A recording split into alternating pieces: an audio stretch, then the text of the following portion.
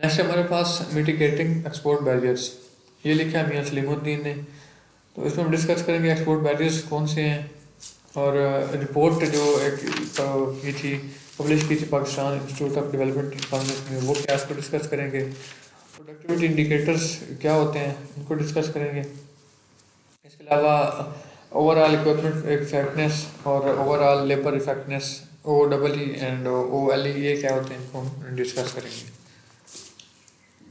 Export barriers जो है वो क्या है, वो शुरू करते हैं कि पाकिस्तान की जो गवर्नमेंट है वो पिछले तकरीबन 2 सालों से इंडस्ट्री पे इस चीज़ का वो उनको राग़िब करवा दिए कि एक्सपोर्ट पाकिस्तान की जो है अगले 5 सालों में तकरीबन $50 बिलियन पे लाई जाए। तो लेकिन इसको करने के लिए जो इंडस्ट्री है वो पहले से बहुत ज़्यादा इश्यूज जो हैं वो उसमें आ रहे हैं। एक लंबी लिस्ट है, लिटेनिंग ऑफ इश्यूज है, बहुत लंबी लिस्ट है। तो वो इसमें सबसे बड़ी रुकावट है इस गोल को अचीव करने के लिए। इस लिस्ट में क्या चीज़ें शामिल हैं, मतलब ये कौन सी इश्यूज हैं, वो पहले तो है एनर्जी की टैरिफ्स जो है, एनर्जी पे अब जैसे बिजली पे टैक्स बहुत ज़्यादा लग रहे हैं, तो ये एक बड़ी वजह है। टैक्स रिफंडमेंट जो डिले हो रहा है, और फाइनेंस की कमी है। सस्टेनेबल गवर्नमेंट पॉलिसीज़ हैं। अब गवर्नमेंट पॉलिसीज़ ये नहीं है रॉ मटेरियल के इम्पोर्ट करने के लिए। अब इम्पोर्ट रॉ मटेरियल होगा तभी उससे बना के कोई चीज़ें एक्सपोर्ट की जाएंगी ना, उसके लिए कोई प्रॉपर पॉलिसीज़ जो वो नहीं बनाई गई। तो कई सालों से इस पे काम किया जा रहा है, लेकिन इसके जो जो बैरियर्स हैं, ये वाले जो डिटेक्टेड बैरियर्स हैं एक्सपोर्ट में, उन पे कभी कभी उनका अभी तक कोई सोल्यूशन जो है सामने नहीं आया। Pakistan institute of development economics की रिपोर्ट के मुताबिक जो पाकिस्तान की एक्सपोर्ट के लिए जो बड़े फैक्टर्स हैं जो उसकी जिनकी वजह से एक्सपोर्ट रुकी हुई है, तो वो जो है उनमें से अक्सर जो है वो इंडस्ट्री से कंसर्न है। इंडस्ट्री उनको गवर्नमेंट की इंटरवेंशन के बगैर भी सॉल्व कर सकती है। मिसाल के तौर पर R&D या रिसर्च एंड डेवलपमेंट है फर्म लेवल पे, वो इंडस्ट्री का काम है, वो गवर्नमेंट का काम नहीं है। इसके अलावा प्रोडक्टिविटी ऑफ जो फिर में अब जो प्लांट की प्रोडक्शन है किसी की भी इंडस्ट्रियल प्लांट की, तो वो इंडस्ट्री का अपना ही काम है, वो गवर्नमेंट का काम तो नहीं है ना। इसके अलावा स्किल्ड और एजुकेटेड लेबर है, ये भी इंडस्ट्री का काम है कि वो ऐसे लोगों को रखें स्किल्ड हों। इसके अलावा उनके पास जो मशीनरी है वो भी इंडस्ट्री का ही काम है, गवर्नमेंट तो प्रोवाइड नहीं करेगी ना उनको। लेकिन जो गवर्नमेंट का करने का काम है वो उसमें वो भी मेंशन किए गए PID की रिपोर्ट में। एनर्जी टैरिफ्स हैं, वो बहुत ज़्यादा हैं, डिले टैक्स रिफंड है, और फाइनेंस की जो शॉर्टेज है वो गवर्नमेंट की तरफ से ये चीज़ें उनको पेश आ रही हैं।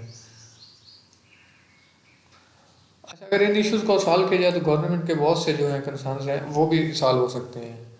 अगर हम फर्ज करें, देखते हैं कि लो प्रोडक्टिविटी, हम इसको राइटर जो है वो लेके जा रहे हैं कि आपको उसमें समझ आएगी कि जो प्रोडक्टिविटी अगर बढ़ाई जाएगी तो इसकी वजह से क्या फ़ायदा होगा। इसकी वजह से एनर्जी टैरिफ्स जो हैं वो इतना बड़ा मसला नहीं रहेंगे, क्योंकि जब प्रोडक्शन ज़्यादा होगी, उसकी एफिशिएंसी ज़्यादा होगी प्लांट की, तो ये इतना बड़ा इशू नहीं रहेगा कि एनर्जी की टैरिफ्स जो वो ज़्यादा क्यों हैं। अच्छा, low productive firms and lack of skilled and educated labours, ये जो दोनों फैक्टर्स हैं ये प्रोडक्शन कॉस्ट पे काम बहुत ज़्यादा जो है वो जो इम्पैक्ट होता है इनका।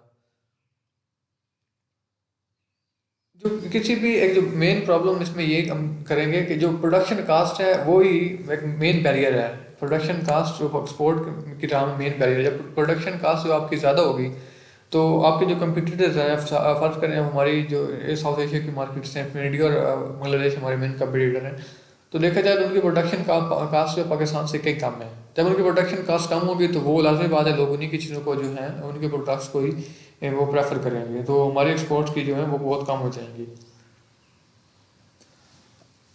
तो इसमें करने का काम क्या है कि हम अपनी जो प्रोडक्टिविटी है उसको मेजर करें, इंडस्ट्री की प्रोडक्टिविटी को मेजर करें। हमारे इस तरह का कोई काम नहीं हो रहा प्रोडक्टिविटी की मेजरमेंट के लिए। अगर देखा जाए तो बाकी जो कंट्रीज़ हैं जैसे इंडिया और बांग्लादेश है, तो वहाँ पे वो रिलीजियसली बहुत इंटेंसिवली इसको वो काम कर रहे हैं कि मतलब वो अपनी प्रोडक्टिविटी को मेजर कर रहे हैं। इवन के बांग्लादेश में तो यूनिवर्सिटीज़ हैं जो प्रॉपरली अटैच्ड हैं इंडस्ट्री के साथ, कि उनको प्रोडक्टिविटी के बारे में मतलब मेजरमेंट्स के बारे में वो गाइड करते रहते हैं टाइम टू टाइम। मशीन और लेबर के दोनों जो जो है प्रोडक्टिविटी, वो 3 फैक्टर्स के हिसाब से, जो 3 प्रोडक्टिविटी फैक्टर हैं उस पर वो डिपेंड करता है प्रोडक्टिविटी फैक्टर्स पे। पहला है कि अवेलेबिलिटी ऑफ जो है लेबर एंड मशीन्स, मतलब जो लेबर और मशीन है वो कितनी अवेलेबल है प्रोडक्शन के लिए। दूसरा है परफॉर्मेंस, जिसके लिए मशीनें बनाई गई हैं काम के लिए वो प्रॉपर्ली उसको परफॉर्म कर रही हैं। और जो लेबर है वो क्या रिटन इंस्ट्रक्शन को फॉलो कर रहे हैं या नहीं कर रहे हैं, और तीसरा क्वालिटी ऑफ प्रोडक्ट। तो ये तीनों जो है कह लें कि एक गोल्ड स्टैंडर्ड है मैन्युफैक्चरिंग के लिए। अगर आपकी ये तीनों स्टैंडर्ड अचीव हो जाएं तो आपकी प्रोडक्टिविटी जो है वो बहुत ज़्यादा बढ़ सकती है। और इन तीनों फैक्टर्स के जो प्रोडक्ट है इसको ओवरऑल इक्विपमेंट इफेक्टिवनेस और ओवरऑल लेबर इफेक्टिवनेस भी कहते हैं। तो जो वर्ल्ड स्टैंडर्ड है इसके ओ डबल ई और ओ एल ई के लिए वो 85% है। तो जिसका जो मतलब एक हर एक एलिमेंट है ओ डबल ई का ओ एल ई का, वो वेस्ट प्रोडक्शन पे भी वो डिफाइन करता है कि इसमें कितनी वेस्ट प्रोडक्शन हो रही है। तो अगर वेस्ट जो इतना ज़्यादा से ज़्यादा वेस्ट प्रोड्यूस होगा, इसी वजह से प्रोडक्शन कम होगी तो जो कॉस्ट है प्रोडक्शन कॉस्ट वो बढ़ जाएगी।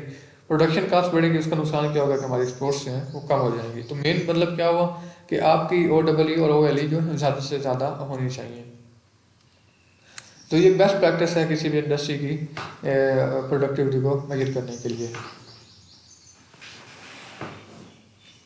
इससे हम क्या कर सकते हैं कि वेस्ट की जो प्रोडक्शन है, लॉसेस कितने हो रहे हैं, और इसके अलावा प्रोडक्टिविटी और प्रोग्रेस को मतलब ये मेजर करने के लिए एक बेंचमार्क के तौर पे ये काम करते हैं। इंटरनेशनल मार्केट में देखा जाए तो जो प्रोडक्शन कॉस्ट है, कॉस्ट ऑफ प्रोडक्शन है, वो ही मतलब सब कुछ उस पर डिफाइन कर रहा है। जैसे हम पीछे कह चुके हैं कि वो क्रक्स है, तुम कह लें कि मेन पॉइंट है प्रोडक्ट मेन इंटरनेशनल मार्केट्स में। तो ये किस तरह से इसको जो है डिटर्मिन किया जाता है, रिमूवल ऑफ वेस्ट के साथ से उसको आइडेंटिफाई किया जाए और वेस्ट को रिमूव किया जाए। जैसे बता चुके हैं कि जब वेस्ट कम से कम प्रोड्यूस होगा तो उसका क्या फ़ायदा होगा कि प्रोडक्शन कास्ट जो है वो हमारी कम हो जाएगी। जो तीन प्लांट इफेक्टिवनेस फैक्टर हैं जैसे अवेलेबिलिटी, प्रोडक्टिविटी और क्वालिटी है, तो इनको ये एक इफेक्टिव इंडस्ट्रीज हैं आपकी इंडस्ट्री की इम्प्रूव करने के लिए। अगर हम देखें तो हम मतलब एक ब्लाइंडेड हो चुके हैं। अब कॉस्ट हमारी इंडस्ट्रीज जो हैं वो हमारी जो इंडस्ट्रीज हैं वो एनर्जी कॉस्ट पे बहुत ज़्यादा फोकस कर रही हैं, और उनका जो मेन फोकस है वो इस चीज़ पे नहीं है कि वो ऐसे ऑब्स्टेकल्स को, जैसे कॉस्ट प्रोडक्शन कॉस्ट है, इसके ऐसे ऑब्स्टेकल को कम करने के लिए उनका कोई भी है जो फोकस नहीं है।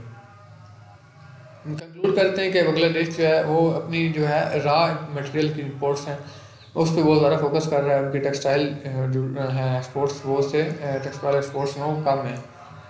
और उसकी वजह क्या है, उन्होंने अपनी जो वुमेन को उन्होंने एम्पावर किया हुआ है, उनको स्किल्स दिए हुए हैं और वो इस पर काम कर रहे हैं। तकरीबन 3 मिलियन जो ख़वातीन हैं उनकी वो इंडस्ट्री में काम कर रही हैं। जिसका वजह से क्या हुआ कि उनकी जो प्रोडक्शन कास्ट है इम्पोर्ट्स की वो उस पर उन्होंने काफ़ी कंट्रोल कर लिया है। अगर इंडिया और बांग्लादेश में देखा जाए तो वो अपने जो 40 साल पुराने तजर्बे हैं उनसे उनको इस्तेमाल करके अभी वो रिसेंटली इससे वो बहुत ज़्यादा प्रोडक्टिविटी में वो हेल्प ले रहे हैं उससे।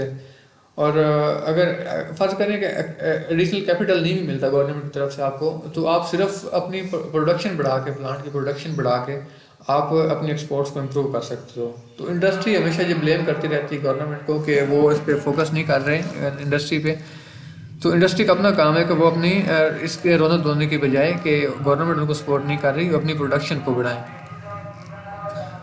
तो पाकिस्तान जो है प्लांट मैनेजमेंट पे और दूसरे जो एनर्जी इफेक्ट्स को कम करने के लिए जो हमारी इंडस्ट्रीज को खुद से फोकस करना पड़ेगा।